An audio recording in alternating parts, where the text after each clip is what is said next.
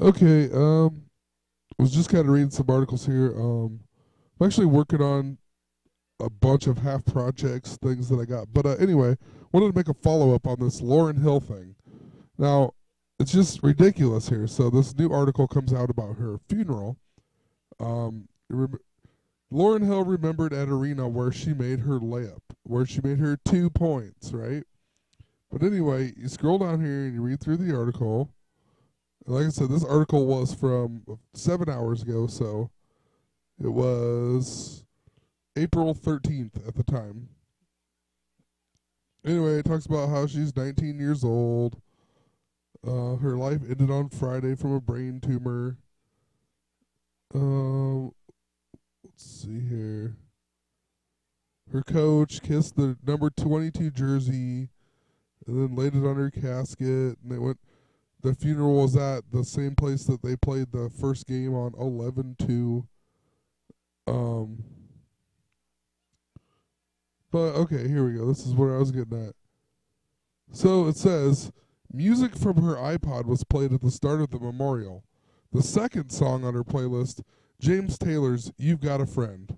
Well, what was the first song? Why is the second song so important? What was the first song on her iPod? You know why is the article written that way?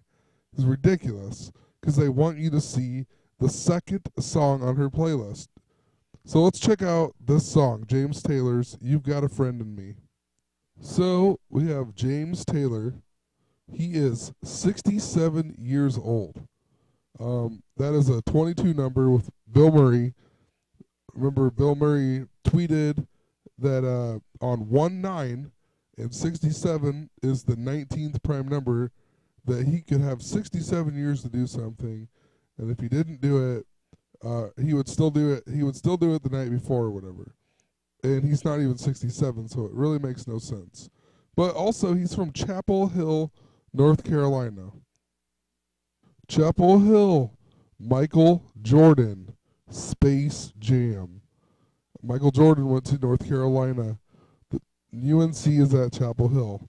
So that, I mean, this is a Space Jam reference. Anyway, moving on here. So he's 67, born on March 12th, which is the 71st day of the year. 71st day of the year. So the song was the second on that girl's iPod, and it's called "You've Got a Friend." And "You've Got a Friend" is a 1971 song written by Carole King. So this guy's born on the 71st day of the year. He also he made a remake of it then, and it was released in 1971 too. So 71st day of the year. He's that song came out in 71. This lady originally wrote the song, and she's 73 years old, which has been significant with the 88s and whatnot. 73, 37. Um, so let's check out him though. They specifically mentioned James Taylor's version in that article. So it's on the album Mudslide Slim. And you scroll down here and you find out it's the second song on the album as well. So that's the second song on her playlist. It's the second song on the album. He's 67. 67 has went with 22, and then you got it came out in 71, and he was born on the 71st day of the year.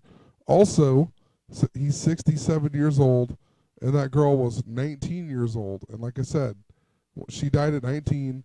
67 is the 19th prime number. What are the odds of that?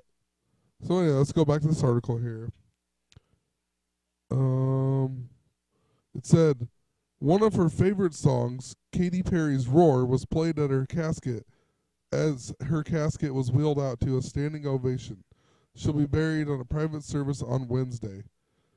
Um, well, before I even get to that, it also says, because she was number 22, she was trying to raise $2.2 million. But anyway, so this one of her favorite songs, Katy Perry's "Roar," was played. Let's look at Katy Perry's "Roar." So the song "Roar" by Katy Perry It was on her fourth studio album, Prism. It was released as a lead single from the record on August 10th, 2013. August 10th, the 222nd day of the year.